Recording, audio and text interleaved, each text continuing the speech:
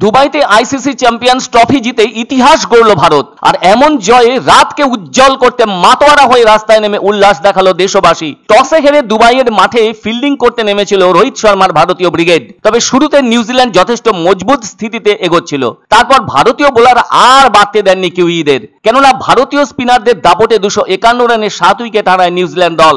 জবাবে ব্যাট করতে নেমে অধিনায়ক রোহিত শর্মা স্বাভাবিক ছন্দে ওভার বাউন্ডারি মেরে বুঝিয়ে দেন দিনটি তার এবং ভারতীয়দের। ফলে বড় শট মারতে গিয়ে পরে 76 রানে থেমে যায় রোহিতের ব্যাটিং ঝড়। বিরাট কোহলিও 1 রানে আউট হন। ফলে 26.1 ওভারে 122 রানে 3 উইকেট চলে যায় ভারতের। এরপর শ্রেয়স আইয়ার ও অক্ষর প্যাটেলরা টানতে থাকেন ভারতকে।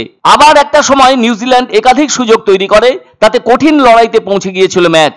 যদিও শেষ পর্যন্ত 6 বল বাকি থাকতেই জাদেজার জয়সূচক শটে 4 উইকেটে জিতে যায় ভারত। দেশের এমন জয়ের স্বাদ উপভোগ করতে রাস্তায় রাস্তায় নেমে উল্লাস দেখাতে থাকেন দেশের নানা প্রান্তের মানুষ। তাতে কোনোভাবেই পিছিয়ে থাকেনি জলপাইগুড়ি, শিলিগুড়ি সহ উত্তরবঙ্গের ক্রিকেট প্রেমীরা। কত যে আতশবাজি আর পটকার দাপট লক্ষ্য করা গেছে তার হিসেব দেওয়া মুশকিল। সেই সঙ্গে জয়ের উল্লাসে মাতোয়ারা হয়ে রাস্তায় রাস্তায় জাতীয় পতাকা উড়িয়ে মিছিলের ভিড়, তার সঙ্গে ছিল বাজনার ছন্দ।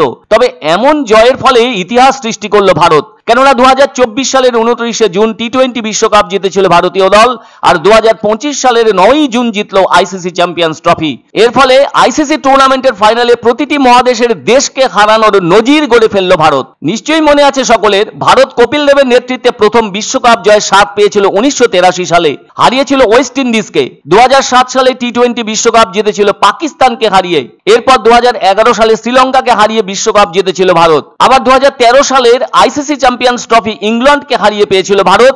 2024 সালের টি20 বিশ্বকাপ দক্ষিণ আফ্রিকাকে হারিয়ে পেয়েছিল ভারত। আর গত রাতে দুবাইতে আইসিসি চ্যাম্পিয়ন্স ট্রফি নিউজিল্যান্ডকে হারিয়ে পেল ভারত। তবে গত রাতে ভারতীয় স্পিনারদের জাদুতে হাঁসফাঁস উঠে গিয়েছিল কিউইদের। 251 রানের জবাব ভারত 6 উইকেট হারিয়ে দারুণভাবে দিল, যা তাকিয়ে তাকিয়ে দেখেছে সমগ্র ক্রিকেট বিশ্ব।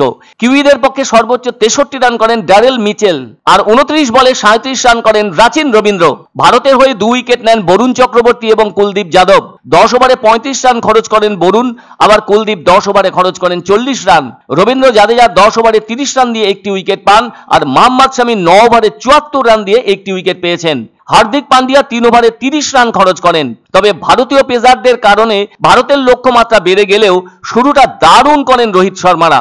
গিল আর রোহিত বিনা উইকেটে 100 রানের গন্ডি পেরিয়ে যান, কিন্তু গিলের শটটা অবিশ্বাস্যভাবে তালুবন্দি করেন গ্লে ফিলিপস। যাই হোক, 18.3 ওভারে ভারতের স্কোর ছিল বিনা উইকেটে 105 রান, আর 26.1 ওভারে 122 রানে 3 উইকেট খুইয়ে ফেলল ভারত। সে সময় মন খারাপ হয়েছিল খেলা দেখতে থাকা ভারতীয়দের। সেই বিশাল উল্লাস যেন স্তিমিত হয়ে এসেছিল, কিন্তু না, তা হতে দেননি জাদেজারা। যাই হোক, ফাইনালে সেরা হন রোহিত শর্মা। বলা যায় এবার নিয়ে ভারত তৃতীয়বারের জন্য আইসিসি চ্যাম্পিয়ন্স ট্রফি জিতল। চ্যাম্পিয়ন্স ট্রফি ভারত জিতে পেল 19,52,00,000 টাকা, আর রানার্স নিউজিল্যান্ড পেল 9,75,00,000 টাকা। টুর্নামেন্টের সেরা ক্রিকেটার হয়েছেন রাচিন রবীন্দ্র। 4 ম্যাচে 263 রান এবং 2টো হাফ সেঞ্চুরি আছে তার। পেয়েছেন গোল্ডেন ব্যাট, আর গোল্ডেন বল পেয়েছেন ম্যাট হেনরি 4 ম্যাচে 10টি উইকেট নিয়ে। আবার বরুণ চক্রবর্তী 3 ম্যাচে 9টি উইকেট পেয়েছেন। সত্যি এমন জয়ে জাতীয় পতাকা উড়িয়ে আনন্দ ছাড়া আর কোনো ভাষা ছিল না কারো। সেই সাথে দেখা গেল রকমারি আতশবাজির ছয়লাভ। এক অন্যরকম রোশনাইয়ে মেখে উঠল সমগ্র ভারত।